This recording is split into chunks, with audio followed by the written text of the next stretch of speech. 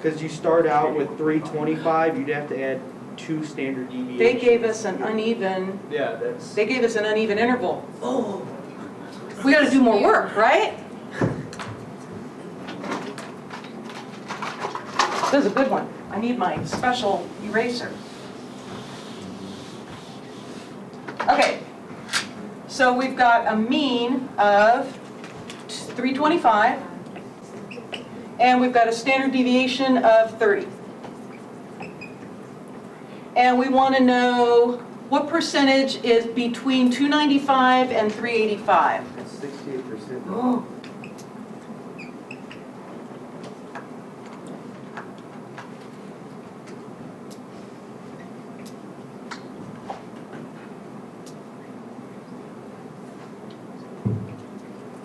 Okay, so let's make a picture. So we've got kidney weights. Such weird data, isn't it? Here's our mean. Okay, how many standard deviations to get to 385? 2?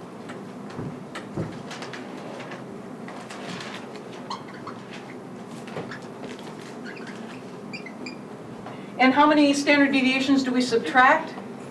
Just 1? 1.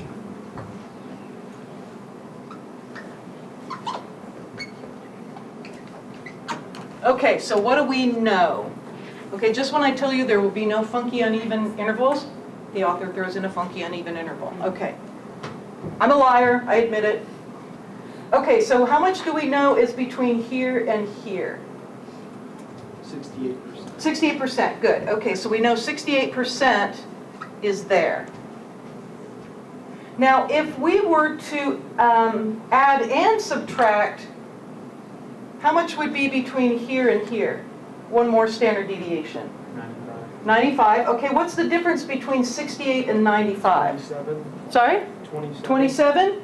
So 95% minus 68% equals 27%.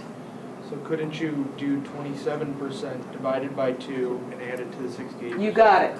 So we know there's 27% more from here to here. Agreed? From 1 standard deviation to 2. You guys with me? Okay? So because of the symmetry, we got to bust that in half and put half on each side. So that would be 13.5%. You agree? Plus 68, so 81.5. So you've got 13.5% here, and you've got 13.5% here. So now, going back to our original question, what's between here and here? Take the 68% here, add the 13.5, and we get 81.5. 81.5.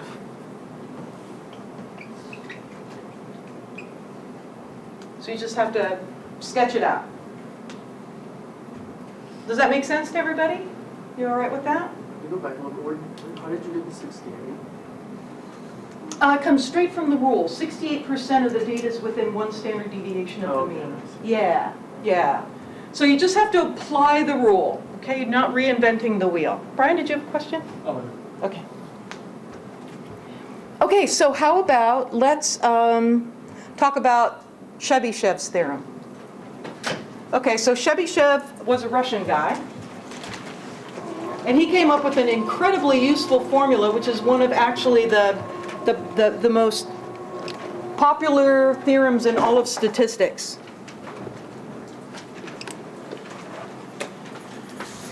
So again, Chebyshev's theorem, you don't have to reinvent the wheel here. You just want to be able to use it.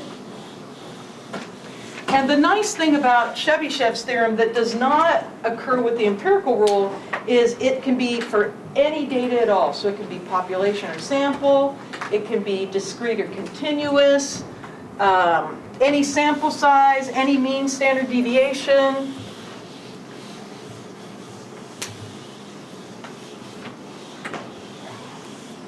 But with Chebyshev's rule, it's inaccurate to 1 standard deviation away from the mean.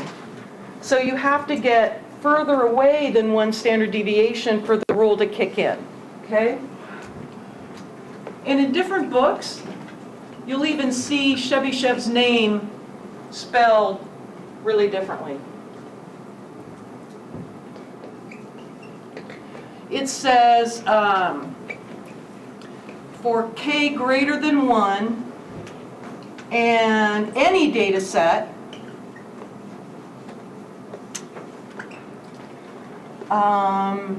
approximately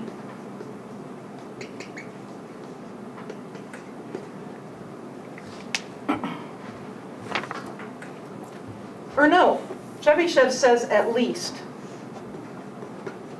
So you're looking at bare minimum 1 minus 1 over k squared of the data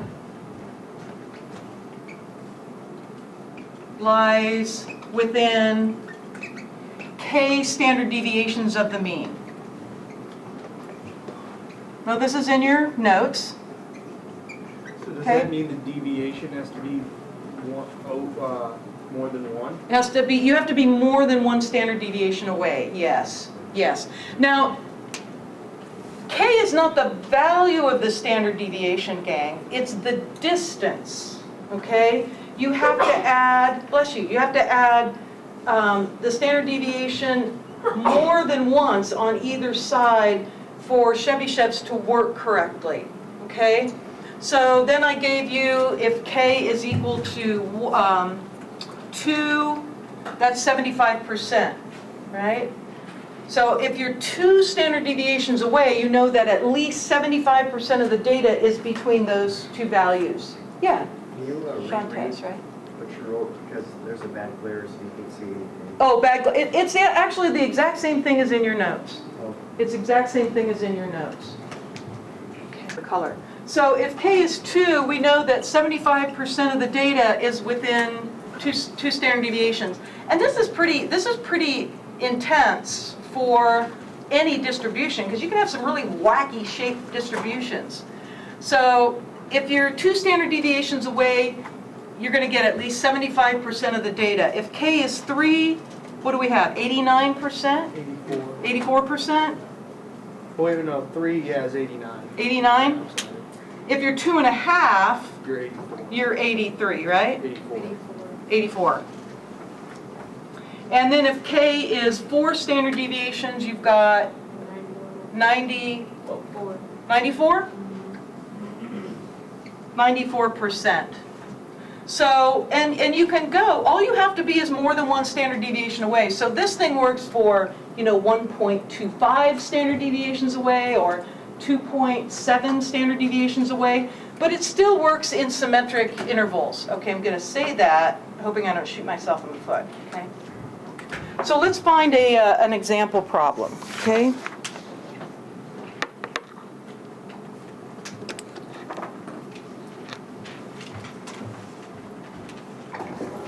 Screen's all, can you make up your mind? Up, you go down. You go up, you go down.